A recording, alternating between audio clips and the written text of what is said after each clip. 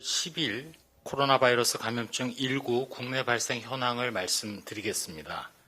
국내 발생 신규 확진자는 61명이 확인되어서 총 누적 확진자 수는 24,548명입니다. 신규로 55명이 격리 해제되어 현재 1,494명이 격리 중입니다. 위중증 환자는 89명이며 어제는 사망자가 2명 발생하였습니다. 사망자의 명복을 빌면서 유가족분들에게 애도의 말씀을 드립니다. 오늘 10월 10일 12시 기준으로 국내 주요 발생 현황을 지역별로 상세히 말씀드리겠습니다. 집계 시점에 따라서 전체 수치는 변동이 가능합니다. 먼저 서울특별시입니다. 강남구 승광빌딩과 관련해서 3명이 추가되어 총 8명의 누적 확진자가 발견되었고, 도봉구 다나병원과 관련해서는 격리 중이던 분들 중에 7명이 추가 확진되어 총 58명의 환자가 현재까지 발견되었습니다. 다음으로 경기도 의정부시 마스터 플러스 병원과 관련해서 격리 중 12명이 추가되어 총 49명의 환자가 발견되었습니다. 부산입니다. 부산 진구 지인 모임 등과 관련하여 접촉자 조사 중 1명이 추가되어서 총 14명이 발견되었고, 방문 주사 사례와 관련하여 접촉자 조사 중 1명이 추가되어서 총 13명의 누적 확진자가 발견되었습니다. 다음으로 해외 유입 확진자는 11명이 발견되었고, 추정 유입 국가로는 아랍에미레이트가 2명, 폴란드가 2명 등입니다.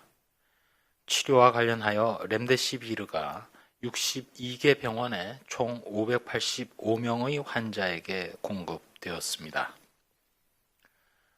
생활방역과 관련해서 행정안전부에서 운영 중인 안전신문고의 사례를 소개해 드리겠습니다. 주로 방문 판매, 유흥시설, 대면 예배 등 행정조치 위반 사례, 그리고 마스크 미착용이나 명부를 작성하지 않는 등 방역수칙의 위반 사례에 대한 신고가 많습니다. 수도권의 경우 지난 9월 13일에 집합금지가 해제된 완화된 PC방에서 흡연실이 개방되고 음식 판매나 마스크 미착용 사례, 그리고 좌석 붙여앉기 등 방역수칙이 준수되지 않는 신고 사례가 급증되어 접수된 바 있습니다. 저희 중앙방역대책본부에서는 연휴 기간 중 종교 행사, 가족 및 각종 소모임을 통한 추가 전파 위험에 대해서 각별한 주의를 요청드리고, 특히 가을 맞이 산행이나 야외 활동을 할 경우에도 방역 수칙을 꼭 준수해 주시길 당부드립니다. 주말을 맞아서 종교시설에서는 모든 종교 활동을 비대면으로 진행해 주시고, 대면 모임, 주말 행사, 단체 식사 등은 자제해 주실 것을 요청드립니다. 아울러 불효불급한 소모임도 최대한 자제해 주시기 바랍니다.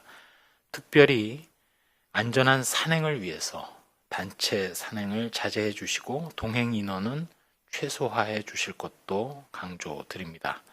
개방된 야외 공간이라 하더라도 다른 사람과 2m 이상의 거리 두기가 어려운 경우에는 마스크를 착용해 주시고, 산행 중에 숨이 차서 호흡이 어려울 경우 다른 사람과 거리 두기가 가능한 공간에서 마스크를 벗으시고 휴식을 취해 주시는 방안을 안내 드립니다. 또한 다른 사람과 음식을 함께 먹는 경우 가급적 마주보지 않고 대화를 자제하며 음식은 개인별로 덜어 드실 것을 권고드립니다. 마지막으로 몇 말씀 올리도록 하겠습니다. 현재 국내 코로나19 발생은 등락은 있지만 전체적으로 감소 추세를 보이고 있고 억제되고 있는 상황입니다. 물론 일부 불안 요소가 있습니다. 첫 번째로 수도권에서 신규 확진자 규모가 50명 내외로 계속 발생을 하고 있고, 두 번째로 대표적인 방문 판매를 포함해서 관리되지 않는 산밀의 상황에서 예외 없이 감염 전파가 이어지고 있기도 합니다. 세 번째로는 고위험군 관련 환경에서도 발생이 지속되고 있습니다. 예를 들어 부산의 방문주사, 병원, 요양원 등을 의미합니다. 결국 집단 감염이 발생할 조건만 갖춰지면 언제든 폭발적인 발생이 가능한 상황이긴 합니다. 그렇지만 거리 두기의 정교화 그리고 정밀화, 생활화를 통해서 우리가 극복할 수 있을 것이라고 생각하고 있습니다. 이렇게 말씀드리는 이유는 국민들께서 코로나19를 극복하겠다는 의지가 확고하시고 또 거리 두기의 실천에 최선을 다해 주시기 때문입니다. 이미 저희가 파악하고 있기로는 국민들께서 일일 브리핑이나 언론 보도가 아니더라도 각자의 인터넷이나 SNS 등을 통해서 유럽이나 미국 등 해외 상황을 훤히 알고 계시고 국내 유행도 끊임없이 살피고 계심을 알고 있습니다. 동시에 유행에 대한 우려와 주의, 그리고 거리 두기와 마스크 착용 등 생활 방역을 행동으로 실천해 주시면서 위기 극복을 위해서 최선을 다하고 계십니다. 사실 현재의 코로나19 일상에서 코로나19 바이러스 자체 그리고 우리 인류 모두 함께 진화하고 있습니다. 코로나19는 기존의 특성 외에도 치명률은 낮아지면서 계속 변이가 등장하는 등 앞으로 개발될 치료제와 백신을 이겨내려는 생존 노력을 하고 있다고 생각합니다. 우리 인류는 코로나19보다 더 빠르게 진화하고 있습니다. 거리두기, 위생수칙 준수 등 행동 변화를 이루어 왔고 또 한 축으로는 코로나 대응을 위한 바이오 과학 기술의 발전도 속도를 내고 있습니다.